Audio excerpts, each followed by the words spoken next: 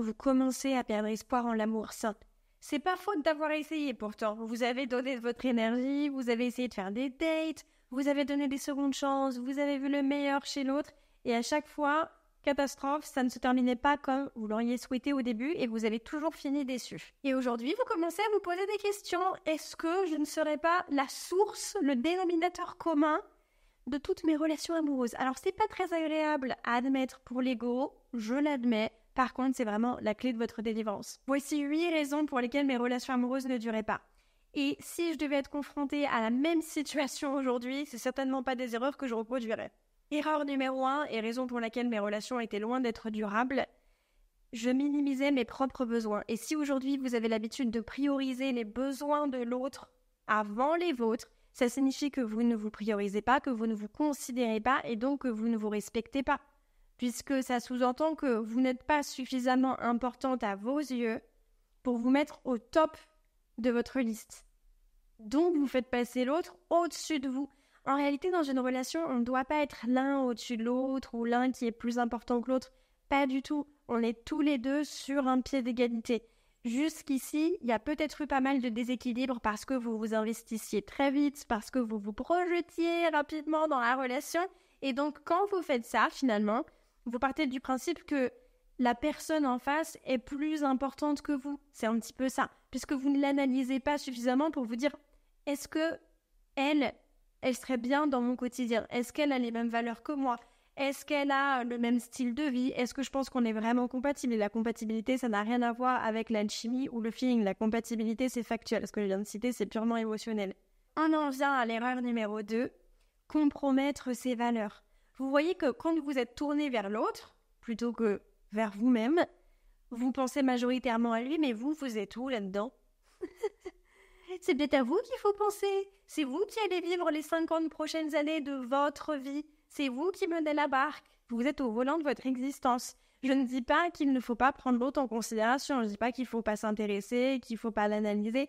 Mais justement, analyser quelqu'un durant la phase de découverte et la phase de rencontre, eh bien, même si on ne veut pas faire un interrogatoire de police, c'est important que vous puissiez vous poser des questions qui soient judicieuses, en pensant à une relation sur le long terme et pas juste à l'instant T au niveau de la connexion et de se dire « Oh, on rigole bien ensemble, c'est sympa. » Oui, Katia, c'est vrai, mais est-ce que c'est suffisant pour que ça dure 50 ans et traverser les challenges? Je ne suis pas sûre. Et compromettre ses valeurs, à savoir la compassion, la communication, l'ambition, le leadership, la gentillesse, simplement parce qu'on a de l'alchimie avec quelqu'un, ça, c'est vraiment se mettre de côté et surtout, c'est pas durable. Ce qui va de pair avec l'erreur numéro 3, à savoir négliger son propre bonheur. Oui, on peut accepter, on peut faire des compromis. Parfois, on peut pardonner. Attention, parce que si vous regardez cette vidéo, il y a de grandes chances que vous ne connaissiez pas encore votre valeur. Et donc, vous n'avez pas envie de vous pousser à pardonner quelqu'un à qui vous avez déjà pardonné 17 fois en pensant que la 18e, ça va être différent. Là, Stéphanie, vraiment, on ferme les yeux et on se base sur un potentiel qui n'existe que dans notre imagination. C'est très dangereux, je l'ai fait, je l'ai regretté.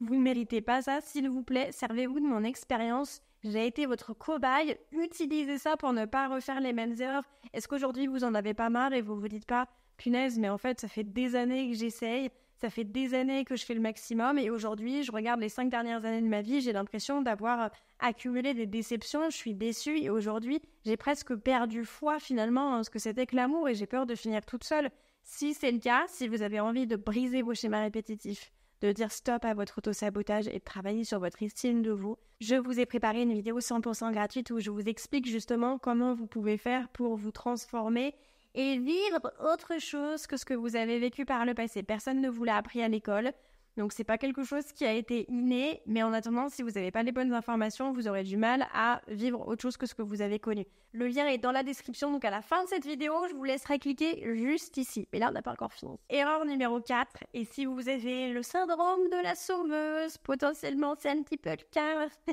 vous vous reconnaîtrez certainement là-dedans, c'est de prendre la responsabilité des émotions de l'autre.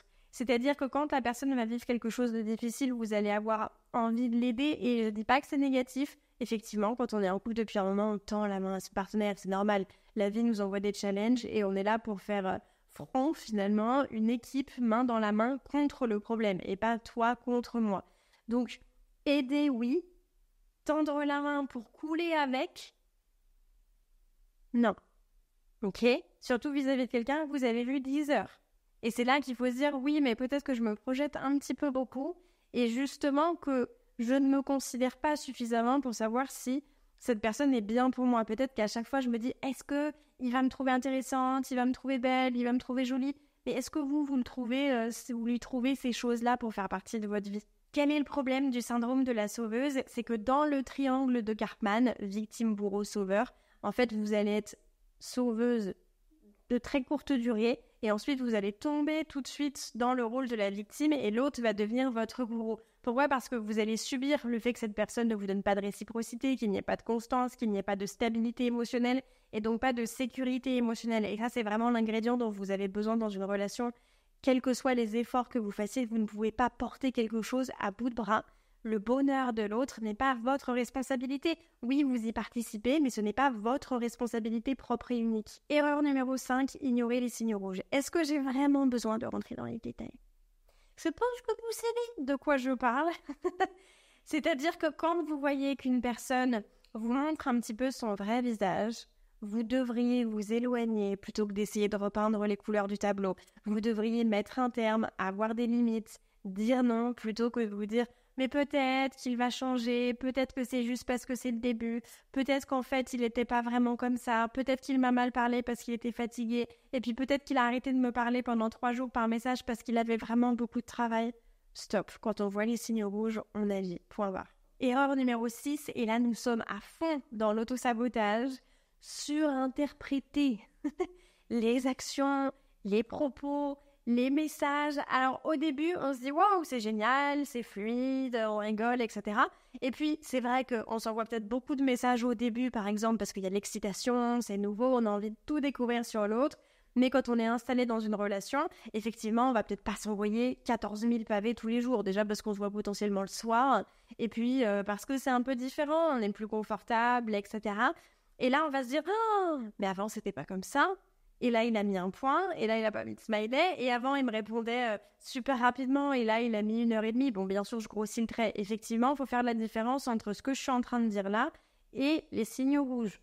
Ok, les signaux rouges, ça peut être le manque de réciprocité, le manque d'intérêt, le manque d'initiative, le manque de constance, de régularité, etc. Surinterpréter, ça, c'est votre biais de perception négative, votre peur de l'abandon, du rejet, peur que les choses négatives que vous avez vécues auparavant se reproduisent à nouveau avec cette personne. Et du coup, comme vous allez stresser, que vous allez peut-être même avoir de l'anxiété, vous allez auto-saboter votre relation et gâcher une opportunité saine de par votre attitude et votre comportement parce que vous allez sans cesse demander de la réassurance et ça va se transmettre dans votre façon de faire et dans votre façon d'être. Et si vous avez quelqu'un de sain en face, il va peut-être se dire « Oula, bah là on n'a pas vraiment de sécurité émotionnelle » et ça va le pousser à prendre ses distances. Et il est là le danger de l'auto-sabotage et c'est ça moi que je veux travailler avec vous. Erreur numéro 7 qui est très triste pour le coup mais très commune, c'est de normaliser la souffrance dans les relations amoureuses en se disant que en amour, on souffre, il y a de la douleur.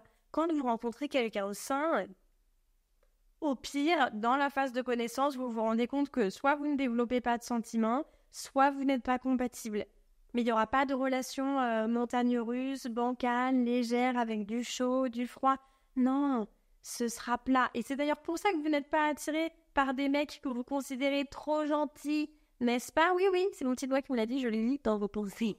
Ça n'existe pas d'être trop gentil, c'est simplement qu'aujourd'hui, votre zone de confort, qui n'est pas confortable, mais qui est familière, c'est le chaos. Donc pour votre instinct de survie, sortir de sa zone de confort et aller vers l'inconnu qui est une relation stable et saine et équilibrée, ça lui fait un peu peur parce que lui, il connaît pas. Et c'est ça qu'il va falloir briser, s'asseoir dans l'inconfort de la relation saine pour que votre cerveau comprenne que finalement c'est normal et tout se passe bien. Dernière erreur qui fait que votre relation ne durera peut-être pas sur le long terme, en tout cas vous serez moins attirante aux yeux de votre partenaire et ça vaut et dans la phase de rencontre et quand on est en couple potentiellement depuis 10 ans, c'est de ne plus vous prioriser dans le sens où vous n'avez plus votre vie privée. Vous voyez ce que je veux dire? Peut-être que par le passé, vous avez un petit peu vécu à travers l'autre, vous lui avez donné beaucoup de temps et vous avez mis vos hobbies et vos activités de côté et vous avez commencé à vivre la relation vraiment à deux, c'est chouette, mais en laissant peut-être vos amis, vos collègues, la piscine le mardi soir, l'aquagym le mardi matin. Vous avez laissé les choses qui vous apportaient de l'épanouissement personnel complètement de côté. Sauf que ce sont ces choses-là qui nous permettent d'avoir de l'équilibre. Sinon, on risque d'attendre d'avoir un certain épanouissement simplement à travers l'autre et sans le faire exprès, même s'il n'y a pas d'intention malveillante derrière, on va lui donner la responsabilité de notre bonheur. Et ça, c'est dangereux parce que, en réalité, vous le savez, votre bonheur est entre vos mains. L'autre va y participer, comme on le disait tout à l'heure, mais c'est aussi quelque chose que vous devez nourrir et avoir chacun du temps solo, et voir ses amis séparés, se manquer pour se retrouver après, ça c'est hyper important. Si vous voulez aller plus loin, n'hésitez pas à cliquer sur le petit lien que je vous ai mis en description, ça va vraiment vous aider. J'espère que cette vidéo vous a plu, n'hésitez pas à mettre un like, un commentaire, à suivre la chaîne, surtout pour aider l'algorithme et gagner aussi un petit peu. Je vous envoie plein d'ondes positives et je vous retrouve la semaine prochaine, prenez soin de vous.